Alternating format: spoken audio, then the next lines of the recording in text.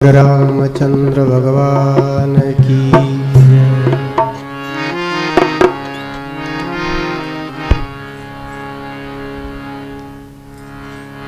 मंत्र जाप मम दृढ़ विश्वासा पंचम भजन सोवेद प्रकाशा मंत्र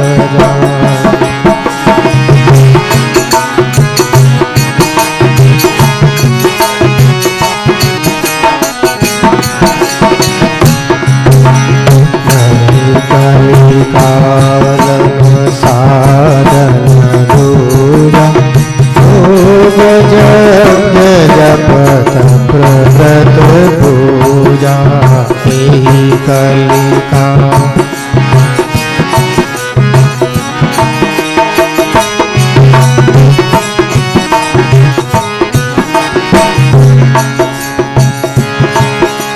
राम सुमरिय गाइय राम संतत सुनिय राम गुण गावै राम सुमरिय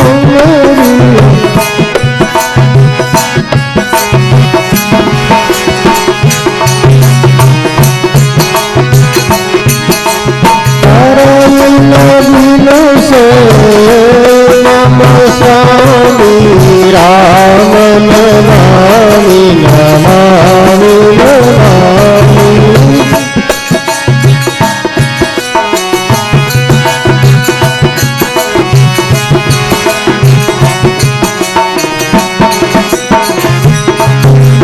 करहि न बिनु सोय नम स्वामी राम नमामि राम जय जय राम श्री राम जय राम जय राम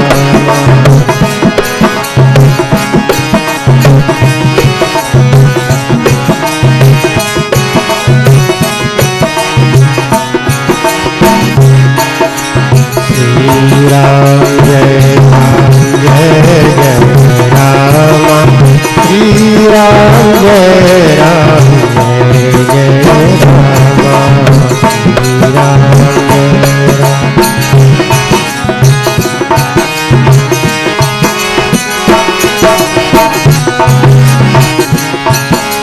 श्री राम जय राम जय जय राम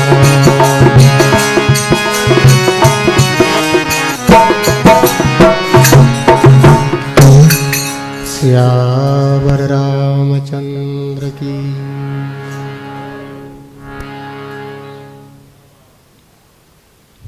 एहि कलिकालन साधन दूजा जोग यज्ञ जप तप व्रत पूजा तरहि न बिनु सेये मम स्वामी राम नमामि नमामि नमामि। गोस्वामी तुलसीदास जी महाराज ने भगवान नाम की महिमा करते हुए विशद वर्णन किया। रामायण के शुरुआत में भगवान के नाम की बड़ी महिमा, जितने बड़े बड़े संत हैं इनकी महिमा नाम के पीछे है, जितने तीर्थ हैं उनकी महिमा भगवान के नाम और संतों के प्रभाव के पीछे है। जो भी कुछ शुभ है वो सारा शुभ ईश्वर और ईश्वर के नाम की वजह से है। भगवान के नाम का जप करना ये पांचवी प्रकार की भक्ति है। मंत्र जाप मम दृढ़ विश्वासा, राम मंत्र का निरंतर जप करे और परमात्मा का दृढ़ विश्वास भी रखे। होता यह है कि राम राम तो करते जा रहे हैं लेकिन विश्वास नहीं है, इसकी वजह से साधन सफल नहीं होता। एक महात्मा के पास कोई साधक गया, कहने लगा महाराज पिछले 50 वर्षों से मैं राम राम करता हूं लेकिन अभी तक मन में शांति नहीं आई है। शांति आए कैसे? शांति का मार्ग चुना नहीं है, मुंह में राम बगल में छुरी। राम राम करते हैं और राम जी के बनाए हुए जगत के प्राणियों से द्वेष करते हैं। वो अपना स्वभाव सुधरता नहीं है तो एक कदम भी हम आगे नहीं बढ़ पाते। नाव बंदी है पीछे से, आप पतवार से जोर लगा लो, चाहे नाव का इंजन स्टार्ट कर दो, एक कदम भी आगे नहीं बढ़ पाएंगे। राम का नाम क्यों जपा जाता है? क्योंकि राम जी ने अपने दुश्मन को भी मौका दिया। देखो भाइयों से कितना प्रेम किया राम जी ने, वो तो देखने जैसा अद्भुत ऐसा उदाहरण मिल नहीं सकता। चारों भ्राताओं के प्रति भगवान ने सम विभाजन किया और आखिर में रामायण आप पूरी पढ़ोगे तो पता लगेगा, लक्ष्मण जी की वजह से भगवान ने अपना शरीर छोड़ा भाई के मोह में और चारों भाइयों को एक साथ वैकुंठ ले गए। ये कथा हम बाद में बताएंगे। भगवान ने तो रावण को भी मौका दिया था। जब रावण युद्ध में घायल हो गया तो उसको भी सारथी को बोला, भैया तुम्हारा मालिक घायल है, इसको ले जाओ, इसकी चिकित्सा करो, जब ये स्वस्थ हो जाए फिर हमारे से लड़ने को भेजना। हम कोई मौका नहीं देते अपने शत्रु को। हम तो चाहते हैं शत्रु का हम गर्दन कैसे मरोड़े। राम जी का नाम जपते हो तो राम जैसी उदारता आनी चाहिए। रामो विग्रहवान धर्म, धर्मे तत्परता, मुखे मधुरता, दाने समुत्साह, मित्रे वंचकता। भगवान कभी मित्रों को धोखा नहीं देते। भगवान अपने पितु आज्ञा में सब कुछ त्यागने को तैयार है। भगवान अपनी माता की हर इच्छा पूरी करने के लिए तत्पर रहते हैं। राम जी के राज्य में एक व्यक्ति की इच्छा पूरी करने के लिए भगवान ने सीता जी का त्याग कर दिया। मेरी प्रजा का कोई भी आदमी जिसके मन में जरा सा भी मेरे लिए असंतोष है, थोड़ा सा भी मेरे प्रति शंका है, तो राजा का कर्तव्य है उस आदमी की मन का संशय दूर करें। कैसा आदर्श है। राम राम करने वाले को भगवान का जैसा जीवन बनाना की कोशिश करनी चाहिए। चलते तो है हम, नाम तो जपते राम जी का, लेकिन राम जी का कहना नहीं मानते, उनके जैसा काम नहीं करते, इसलिए जीवन में कुछ प्राप्ति नहीं होती। राम को मानते हैं, राम की नहीं मानते। ये छोटा सा सूत्र है, इसको ठीक से समझ लो। हम संतों को मानते हैं, संतों की नहीं मानते तो कुछ होगा नहीं। एक बोले भगत आते हैं, बाप जी को मानते बहुत हैं, लेकिन बाप जी की सुनते नहीं है, अपनी मन मर्जी। वो जबरदस्ती, वो पुरुष हैं जो बाप जी की इच्छा नहीं खाने की, वो जबरदस्ती बाप जी को वो भेंट करेंगे जो बाप जी को लेने की इच्छा नहीं। बाप जी की इच्छा नहीं है, पांव दबाने की, जबरदस्ती दबाए जा रहे हैं, उससे संत को विघ्न होता है, तकलीफ होती है। तो वो सेवा भी किस काम की जिसमें उसका खुद की सहमति न हो। अपने मन मर्जी, हम अपने अविवेक के द्वारा जो दुराग्रह रखते हैं उसकी वजह से साधन की सफलता नहीं होती। तो मंत्र का जाप करें, लेकिन जिनका मंत्र जो है उस मंत्र की साधना के अनुसार जीवन का कुछ सुधार भी होना चाहिए। बोलो राम। मंत्र जाप करें, कितना जाप करें इसकी एक सीमा भी है। वैसे तो जो भगवान का नाम है बड़ा ही प्रेम से जपते जाओ, जपते जाओ। कुछ लोग तो ऐसे होते हैं राम राम करने में उनको जरा सा भी कोई काम आ जाए तो बड़ा दुख होता है। एक संत महात्मा राम राम करते करते भोजन करने में विलंब होता तो सोचते भाई आज तो इतना नाम जपने में विलंब हो गया। फिर भक्तों को बोला कि आप तो हमें खींच दिया करो, राबड़ी दिया करो, ताकि जल्दी जल्दी पी करके हम जपने लगे, माला फेरने बैठ जाए। तो फिर धीरे धीरे वो संत आटा गोल करके जट से पिया, चल छुट्टी। फिर 24 घंटे भजन की साधना में लगे रहते। तो जिन्होंने नाम का प्रभाव जाना है, जिनको राम नाम का स्वाद आ गया है, वो लोग निरंतर जपते रहते हैं। हम लोग अभी ऊपर ऊपर से जपते हैं। सच यह है कि राम राम जपते ही हमारे को निद्रा घेर लेती है। थोड़ा सा राम राम जपा, मन उगता जाता है। ठीक है, माला फेरना ये संतों का काम है। अपन गृहस्थ ये 2 नाम भगवान का टूटा फूटा ले लिया, अब राम जी शाय करेंगे तो सही और नहीं करेंगे तो अब देखी जाएगी। हमारा मन ऐसा चिंतन करता है, इसलिए हमारी कोई आगे सदगति नहीं हो पाती। जो नाम का महत्व समझेगा वह व्यक्ति नाम जपे बिना रह नहीं सकता है। लेकिन वो स्वाद राम दरिया सुमरे राम को 8 पैर आराध, रसना में रस उपजे मिश्री जैसा स्वाद। ये दरियाव जी महाराज की वाणी है। अगर हम वाणी पढ़ते हैं, इस साखी पर भी गौर करो। लेकिन जब तक स्वाद नहीं आया मिश्री जैसा, मिश्री खाते खाते कोई तृप्त होता है क्या? मालपुआपुर से हाँ एक और आने दो, एक और आने दो, एक और आने दो। तो भजन करते करते भी 1 घंटा 2 घंटा 3 घंटा जब हम ऐसा मन में भाव आएगा, तब समझो कि हमें अब भजन की विधि मालूम पड़ी। दृढ़ता से जो जप करता जाता है, समर्थ स्वामी रामदास जी महाराज ने लिखा है, इस भाव से कोई व्यक्ति 4 करोड़ जप करे, 1 करोड़ जप करे तो उसके परिवार में उसका पति अनुकूल नहीं है तो वो उसका स्वभाव सुधर जाता है। 1 करोड़ पत्नी जप कर ले तो उसका पति सुधर जाता है, संत बन जाता है। और अगर कोई पत्नी खराब हो तो पति 1 करोड़ जप कर लो, उसकी पत्नी का स्वभाव शांत हो जाएगा, उसके मन में भाव बदल जाएंगे, पवित्र भाव आ जाएंगे। 2 करोड़ जप कर लिया तो आपके भाइयों का स्वभाव अनुकूल हो जाएगा। भाइयों में कोई अनबन हो, 2 करोड़ जप करो। 3 करोड़ जप करने से आपके पड़ोसी सुधरने लग जाएंगे। 4 करोड़ जप करोगे, आपके गांव का सबसे गया बिता आदमी, उस पर भी उसका असर होगा। आपको देखेगा धीरे धीरे उसका भी थोड़ा सुधार होने लग जाएगा। 5 करोड़ जप करने से क्या होगा?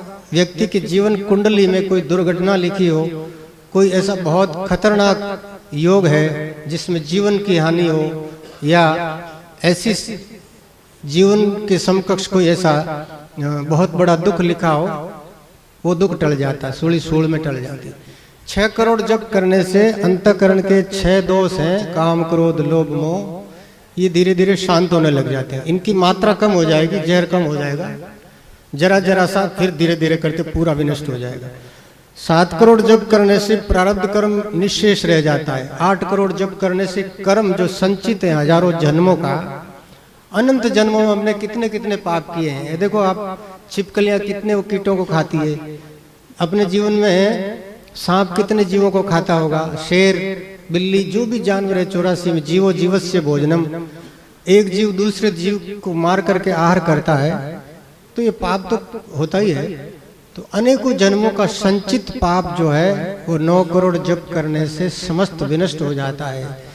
क्रियमान, संचित और प्रारब्ध, ये 3 तरह के कर्म होते हैं। क्रियमान का मतलब ये हुआ कि आपके घर 1000 मण धान हो गया तो 900 मण आपने कोठे में रख दिया है, 100 मण खाने के लिए रख दिया। अब जो कोठे में रखा धान है उसका भी तो उपयोग करना पड़ेगा। आपने बोया है तो काटना ही पड़ेगा, खाना ही पड़ेगा। तो उसका कैसे उपयोग करें?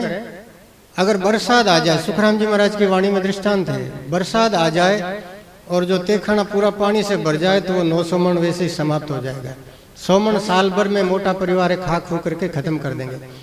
4 महीने तक बरसात होती रही तो बीज का रखा था, घर में धान बचा नहीं तो बीज का भी खा गए, फिर आगे बोने के लिए एक भी दाना बचा नहीं। निरंतर जप करते रहने से, 9 करोड़ 10 करोड़ जप करते रहने से संचित कर्म नष्ट हो जाएंगे। और प्रारब्ध कर्म जो है, भजन करते करते भावना, जो संत बन गए वो अपराध करता ही नहीं। संतों के जीवन में बहुत रेयर होता है, कभी कभार मान लिया कभी ठोकर लग जाए, वो अलग बात है। संत जानबूझ के कोई पाप नहीं करते हैं, परमात्मा उनकी रक्षा करते हैं। फिर भी कभी कभार एक संत अन्न दोष हो जाता है, इसलिए अन्न दोष की वजह से जैसे उस अन्न का दोष दुष्प्रभाव 24 घंटे में उतर जाता है, मति ठिकाने आ जाती है। 11 करोड़ जप करने से भगवान सपने में आते हैं, बोलो राम। और 12 करोड़ जप कर लिया तो भगवान श्री राम जी, जो भी आपके इष्ट हैं, कृष्ण जी या दरियाव जी महाराज, जिनको आप अपना परम पिता परमात्मा मानते हो, जो आपका गुरु है, जिनको आप अपना इष्ट मानते हो, वो साक्षात शरीर धारण करके सामने खड़ा हो जाएगा। बोलो राम नाम महाराज।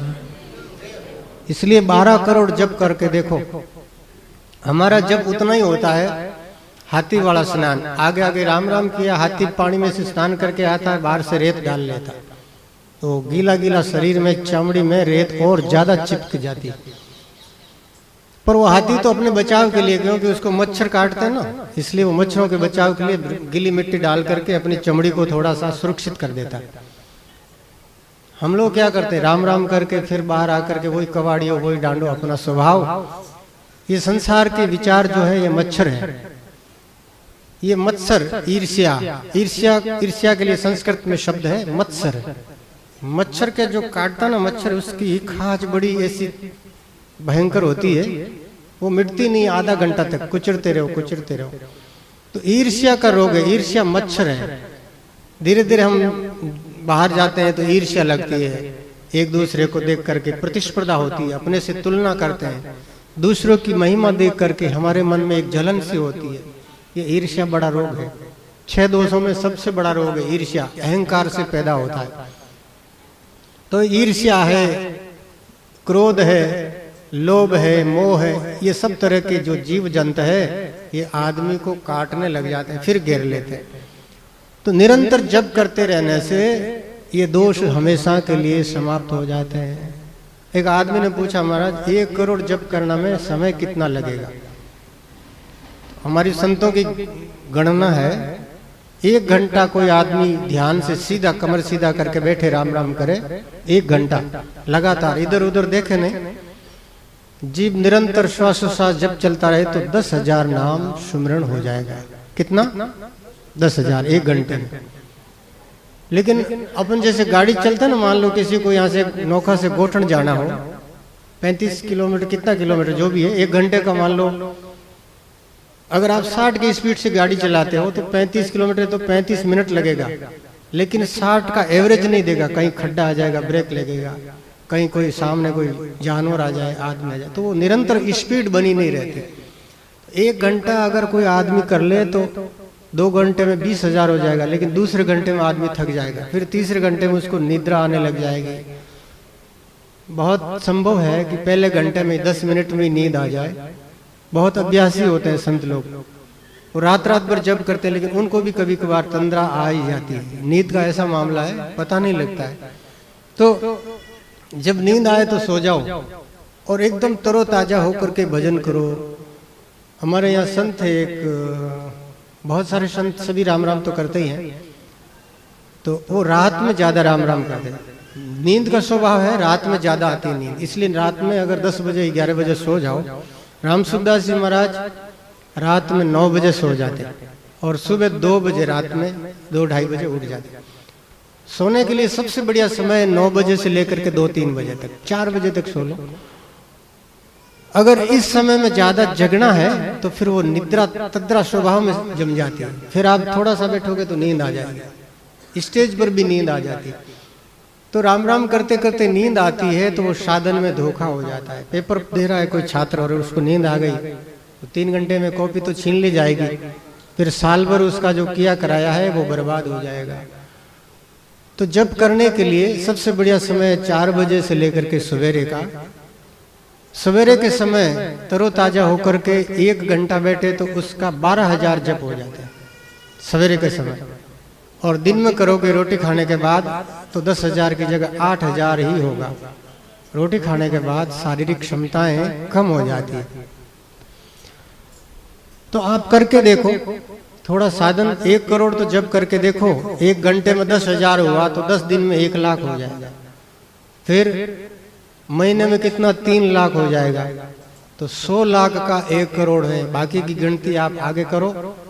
साल भर में, 2 साल में हमारे संत लोग तो 3 महीने में 1 करोड़ जप कर लेते, 8-8 घंटे भजन करते थे। एक संत हुए मोहन राम जी महाराज, भक्ति राम जी बाप जी के साथ में रहते थे, वो 8-8, 9-9 घंटा राम राम करते थे, 9-9 घंटा उन्होंने बहुत जप किया। तो ये महापुरुषों का अपना अपना, देखो किसी को पैसे कमाने का, पैसे इकट्ठे करने की, उनकी संख्या बढ़ाने का लोभ है, तो किसी को भजन की संख्या बढ़ाने का लोभ है। अब रुपए तो जिस दिन श्वास बंद हुआ इस संसार में छोड़ के जाना पड़ेगा, लेकिन जब की जो संख्या है वो जितनी ज्यादा हो गई वो आपके साथ चलेगी। ये ऐसा धन है, दान दिया हुआ वो भी पीछे छूट जाता है। धनानि भूमौ पशवश्च गोष्ठे नारी गृह द्वारी सुता शमशाने देहश्चितायाम परलोक मार्गे धर्मानुगो गच्छति जीव एक। जीव के साथ क्या चीज जाती है? संतों ने गिनाया एक एक के। धनानि भूमो, आदमी के पास अरबों रुपए है, जब मरेगा वो रुपए बैंक में रह जाएंगे या किसी को उधार दिए तो वो खा जाएगा। मरने के बाद कोई लौटाता नहीं है। संतों का भी नहीं लौटाएगा तो आपका तो क्या लौटाएगा? तो धन जो है वो पीछे छूट जाएगा। तो बाकी जो है परिवार के लोग तो साथ में जाएंगे। हाँ, परिवार के लोग साथ में जाएंगे। नारी गृह द्वारी, पत्नी कहाँ तक जाएगी? घर के दरवाजे तक। भाई बंधु शमशान तक साथ में जाएंगे, लेकिन चिता में कोई कूदेगा नहीं। और कूदेगा तो वो मूर्ख है, क्योंकि चिता में कूद करके मरने से साथ में थोड़े जाएगा। हर जीव का कर्म अलग है।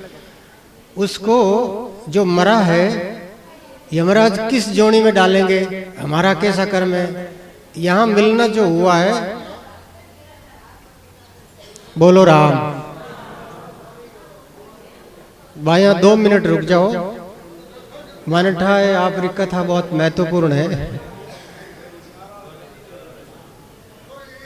हाँ, दो मिनट। हाँ, गाड़ी में जिनको जाना हो प्रेम से जाओ, आप आराम से। जिनको सुनना है उनमें उनको सुनने दो। धनानि भूमो पशुश्च गोष्ठे, गायें बहुत है, हाथी बहुत है, घोड़े हैं। आजकल तो नहीं है, राजाओं के पास बहुत होते थे। तो हाथी घोड़े अपने गुड़शाला में घोड़े रह जाते हैं, हाथीशाला में हाथी रह जाते हैं। साथ में तो कोई नहीं चलता। हाँ, संतों के साथ में हमने सुना एक बहुत ही वीर पुरुष हुए, गायों के लिए सेवा देने वाले छोट सिंह जी महाराज इधर रिजलानी के पास शहीद हुए। तो उनके पीछे कुछ गायें कुछ शहीद हुई, उनकी चिता में कूद गई। तो वो जो भाव से जो चिता में कूद करके सती हो गई थी, वो उनके साथ गई। ये तो बात पक्की है। लेकिन इतनी हमारी हिम्मत नहीं होती है कि हम अपने स्नेही जन के पीछे चिता में कूद जाए। और जो कूदता है उसके चिता के साथ ही उसका आत्मा उसके साथ में चली जाती है। पर यह बहुत मुश्किल काम है। धर्म जो किया हुआ है हाथ से, अगर दिखाने के लिए किया गया, अरे आदमी बड़ा दानी है, इसने तो आज इतना दान किया है, तो वो तो यहीं का यहीं बिखर जाएगा। लोग उसकी महिमा कर देंगे और उसका पुण्य का फल वहीं उसका भुगतान हो गया। हाथों हाथ इज्जत हो गई उसकी, लोगों में दानवीर के नाम से मशहूर हो गया, वो दान वहीं समाप्त हो गया। जो दान गुप्त दिया गया है, किसी को पता नहीं लगा, वो दान उसके साथ में जाएगा। इसलिए ज्यादातर दानवीर भी खाली हाथ जाते हैं। बड़े प्रेम से इस तरह से भाव से सेवा की गई है कि उस लेने वाले को भी पता नहीं।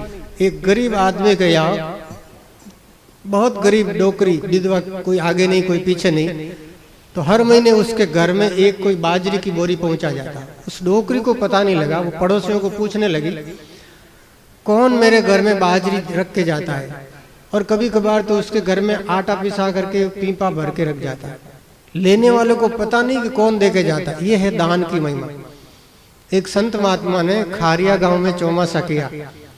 कोई डोकरी थी जिसके आगे पीछे था नहीं, बीमार थी, तो संत उसके घर में जाके कपड़ा धो करके आ जाते, उसके घर की साफ सफाई करके आ जाते। ये है संतों की महिमा। उनका संतों का जो मन है बड़ा दया से पूरित होता है, दयालु होते हैं महात्मा। डोकरी है बेचारी, माँ है, कोई इसका बेटा नहीं है, तो हम भी तो किसी के बेटे हैं, डोकरी की सेवा तो कर दो।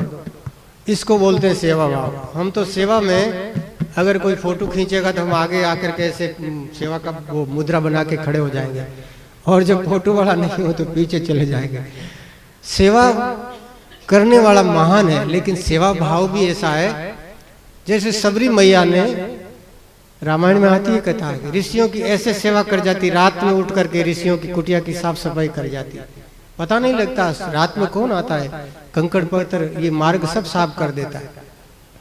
सेवा धर्म कठिन जग जाना, आगम निगम पुराण बखाना। तो सेवा कर्म जो गुप्त किया गया वो जीव के साथ में चलता है, और जो पाप गुप्त किया है वो तो वज्रलेप होकर के साथ चलता है। पाप हो गया, भूल से उसका प्रायश्चित कर दिया, उसको जग जाहिर कर दिया, दुनिया को पता लग गया, लोग निंदा करने लग गए, वो पाप वहीं खत्म हो गया। अगर कोई व्यक्ति पाप को छुपाता है, आग पर रुई डालता है, तो क्या होगा? रुई आग को बुझा देगी? नहीं बुझा पाएगी। धीरे धीरे वो जरा सी रुई के अंदर रही आग भी विकराल रूप धारण कर लेती है। इसलिए रामायणकार कहते हैं, शत्रु को छोटा मत मानो, पाप को छोटा मत मानो, रोग को छोटा मत मानो, ऋण को भी छोटा मत मानो, ये बढ़ता रहता ब्याज। इसलिए इनका जल्दी से जल्दी साहूकारा करो, पाप को समाप्त करो। रोग है तो फटाक से औषधि लो, रोग का निदान करो। योग से रोग ठीक हो जाता है, दवाई से भी ठीक हो जाता है, उचित खान पान से रोग ठीक हो जाता है। तो रोग की उपेक्षा न करो, वरना वो कैंसर बन जाता है। उसी तरह से जुर्म जो है वो गुप्त जितने होते हैं उतने ही ज्यादा खतरनाक होते हैं, उसका दंड आगे मिलता है। धनानि भूमौ पशवश्च गोष्ठे, नारी गृहद्वारी सुता शमशाने। पुत्र शमशान चिता तक जाएंगे, बाप की खोपड़ी तोड़ के वापस आ जाएंगे। जिंदे जीव जो बाप के लिए क्रोध था ना, छोटा बच्चा है, बाप उसको डांटता है तो बच्चे के मन में संकल्प होता है, मैं बड़ा होऊंगा तो बाप को भी मारूंगा। अब वो सामाजिक लोक लाज से मार नहीं पाता, या तो फिर उसके मन में समझ आ गई, भाई बाप है, उसका अधिकार है मारने का, कोई बात नहीं, बाप पुत्र को मार सकता, समझदार ऐसा सोच लेते हैं, बाप को माफ कर दे। लेकिन अचेतन मन में वो जो ग्रंथि बाल्यकाल की वो जिंदी रहती है, मिटता नहीं है संकल्प व्यक्ति का। इसलिए वो बुढ़ापा में जाकर के उसकी कपाल क्रिया करता है। हालांकि कपाल क्रिया का भाव अच्छा है, आदमी जब मरता है तो उसके प्राण खोपड़ी में रह जाते हैं, तो हो सकता है अग्नि के द्वारा खोपड़ी नहीं फूटे, तो पुत्र का कर्तव्य है पिता को मुक्ति प्रदान करे, उसकी आत्मा भटके नहीं। इसलिए वो घी डाल करके खोपड़ी को और अच्छी तरह से जलाता है, उस पर वो डंडे से वार करता है ताकि खोपड़ी विखंडित हो जाए, उसके प्राण निकल करके, पहले से ही निकल जाता है प्राण, पर एक परंपरा है भारतीय पद्धति में, बढ़िया है। तो संतान जो है शमशान तक साथ जाएगी, फिर महाराज उससे मसान से आगे कौन जाएगा? तो शास्त्र कहता है धर्मानुगो गच्छति जीव एक, भगवान का नाम लिया है, जो शुद्ध भाव से सेवा की गई है, पवित्र गुप्त दान किया गया, वो उसके जीव के पीछे जाता है, उसकी रक्षा करता है। समय तो पूरा हो गया, लेकिन बात क्या पता कल याद आएगी कि नहीं आएगी। आपको एक सच्ची घटना सुनो, जो घटी हुई घटना है, सबके साथ होता है, लेकिन मर के लौट के कोई आता नहीं, इसलिए जवाब नहीं मिलता। हमारे पास प्रमाण नहीं है, पर फिर भी मनुष्य जाति में अचंभे भी कम नहीं है, कभी कभी प्रमाण भी मिल जाता है। हजारों में एक आध आदमी मर करके जिंदा हो जाता है। कभी कभार ऐसी घटना घट जाती है। नाटसर गांव में एक ऐसी घटना घटी, हमारे वो संत बताते थे, उनके मामा जी की घटना है। वो मरे थे शाम को, तो पुराने जमाने में लोग शुद्ध बुद्धि थे, भाई हमारे बुजुर्ग हैं, माता पिता हैं, भगवान रूप है, रात में क्या जलाना है, सूर्यास्त हो गया, रात भर उनके साथ में बैठ करके राम राम करते हैं, फिर सवेरे उनका दाह संस्कार करते हैं। सूर्य की साक्षी में जो दाह संस्कार होता है वो भारतीय पद्धति में उत्तम माना जाता है। आजकल लोगों में खटाव नहीं है, रात को 8 भी बज गया, जटाजट राम नाम सत्य है, आगे दिया गत है। अरे वह उनकी गत है कि नहीं, आप अपनी गत कर रहे हो, दुर्गति कर रहे हो। रात्रि में दाह संस्कार नहीं करना चाहिए, पर शहरों में तो रात को 12 बजे भी कोई मरा तो उसको मशीन में जाके भस्म कर देते हैं। समय बदला है। तो वो जो उनके मामा जी थे, चले, प्राण निकल गया, तो रात में सारी रात लोगों ने, ऐसी परंपरा थी, पड़ोस के लोग इकट्ठे हो जाते, सारी रात जागरण करते। बूढ़े आदमी के लिए रोता तो कौन है, राम राम किया रात भर। सवेरे का समय हुआ, उनके लिए वो सीढ़ी वीडी बनाई, बाबा जी के ऊपर लेटाया, रस्सियों से मूंछ से बांध भी दिया। इतने में बाबा जी की पल खुली। अरे बाबा जी बोले, अरे भाई मेरे को बांधा किसने, खोलो, मेरे को खोलो। लोगों ने देखा बाबा जी जिंदे हो गए। पास में आए, नाड़ देखी, नाड़ी धड़क रही है। लोगों ने जटाजट रस्सियां खोली। बाबा जी जिंदा कैसे हो गए बाबा जी? अरे जिंदा हो गए तो हो गए भाई, तुम्हारा क्या लिया। उनके यहाँ से खून निकल रहा था कंठ में से। तो पूछा लोगों ने, ये क्या बात है, रात भर में हमने तो पहरा दिया था, कोई बिल्ली आई नहीं, कोई चूहा आया नहीं, सारी रात हम आपके साथ में बैठे थे, फिर ये खून कैसे आ रहा है? बाबा जी बोले, बैठो करो, थोड़ा शरीर मसलो, जीव में जीव आ जाओ। कुछ थाने बताओ, रात भर में बहुत दौड़ी हो, यमपुरी की यात्रा की, पूरी 84,000 कोस दूर की। फिर बाबा जी बताने लगे। अब मैं आंखों देखी बात बता रहा हूं, जिसको विश्वास आए मान लेना, न विश्वास आए तो तुम्हारा कर्म फूटा। बाबा जी बता रहे हैं कि मेरे को रात में आए थे जो लेने वाले, हालांकि मैं नहीं था, मेरी उम्र तो अभी 20 साल बाकी है, मेरा नाम राशि फलाना आदमी है, उसको मरना था, लेकिन वो कई बार अपने फोन भी रॉन्ग नंबर लग जाता ना, कोई एक आध अक्षर का या कई बार एक्सचेंज मिस्टेक हो जाता है, तो रॉन्ग नंबर लग गया। मेरा नाम वहाँ, मेरा नाम राशि जो है उसकी मृत्यु थी और लेने के लिए मेरे को आ गया। भूल हो जाती है कभी कभार, आदमी भूल जाता है, तो आदमी में से ही यमदूत बनते हैं। हमारी फौज है उधर आगे चल के, भूल होना स्वाभाविक है। तो बोले कि देखो पहले तो पता कर लो कि मेरा नाम राशि, वो चौधरी बाबा मर गया है उस बास में। इतने में तो रोना सुनाई दे दिया, सब लोग रो रहे थे उस बास में। तो विश्वास आ गया कि बाबा जी तो यहाँ से उठ के गए नहीं, इनको कैसे पता है। तो इस बात से लोगों को भरोसा हो गया कि वो जो मर गया है आदमी, बाबा जी का इनका सेम नाम था, इसलिए अब ये जो बताएंगे वो सच है। अब वो बाबा जी बताने के लिए तैयार हुए कि बेटा जब मेरे को रात को ले गए यमदूत, तो सबसे पहले तो रास्ते में, बहुत लंबा रास्ता है, आप लोग रोए नहीं, बड़ी मेहरबानी की, बाकी जो रोता है उसके ऊपर वो यमदूत गरम गरम पानी डालते हैं।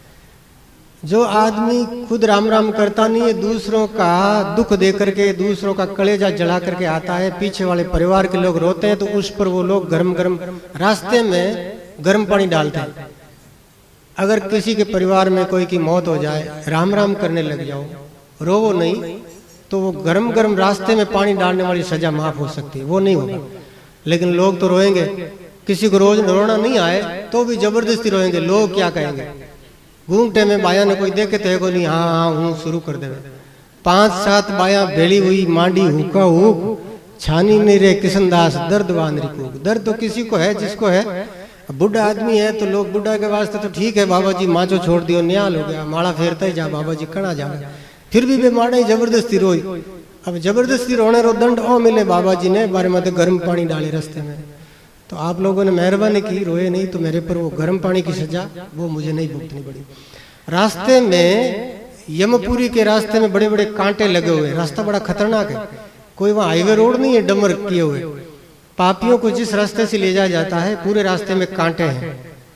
तो बाबा जी कहे कि मैं भूल में मारे पगर क्या होगी काटी, जन कोई मारे हाथ लड़ियां चराऊ तो बिन में पगर क्या दे दी, रुपया कौन लिया। अब कोई ने कहो भी कोने, बाबा जी सीधा आदमी ले लिए, भाई बेचारा वो भी गरीब है, वे पगर क्या बाबा जी ने बटे आगे वो आदमी लेन हाजिर हो, वो पगर क्या दे दी, बाबा जी पगर क्या काटी भले, लेकिन भाला तो नहीं चुले, पार हो गया। अब आगे एक वैतरणी नदी आई, जो आदमी ईश्वर में भरोसा नहीं है, दिखावे के लिए तो बहुत करता है, लेकिन परमात्मा का दिल से भरोसा नहीं है, अंदर अंदर जो गुप्त पाप करता है, उस पाप को भोगने के लिए वैतरणी नदी है, जिस नदी में दुनिया की जितनी गंदगी हो सकती है सारी गंदगी वहां है। उस नदी को पार करने के लिए, बहुत लंबी नदी है, तो बाबा जी बोले कि नदी में पार करने वास्ते अब दूर से दुर्गंध आवे, सिर फाटने लागो, इर मायनु पार करनो। एक गाय बछड़ी कोई ब्राह्मण ने दी, सतपात्र ब्राह्मण ने दूधारू गाय दी, आ नहीं कोई बूढ़ी टोगड़ी बूढ़ी गाय दे दी, या कोई अड़ी बिना ब्याड़ी काम री नहीं है जी की लोग दूसरा ने दे दे। जो बढ़िया चीज है, पवित्र चीज, वह दूसरा ने देनी चाहिए। तो एक बढ़िया ब्यायोड़ी टोकड़ी ब्राह्मण ने दी, वह टोकड़ी बटाई, जैसे गौ माता रो पूंछड़ो पकड़ियो को वो वैतरणी नदी रास्तो दे दियो। बोलो गौ माता की। गाय का भी इतना महत्व है, कभी आपने प्रसंग बस बताऊला, गौर सेवा रो बड़ो पुण्य है। भूखी गाय ने चारों डाल है, हाँ बिल्कुल बिल्कुल। तो बाकी की कथा जो है अब आपको कल बताएंगे। आरती करो। कृपा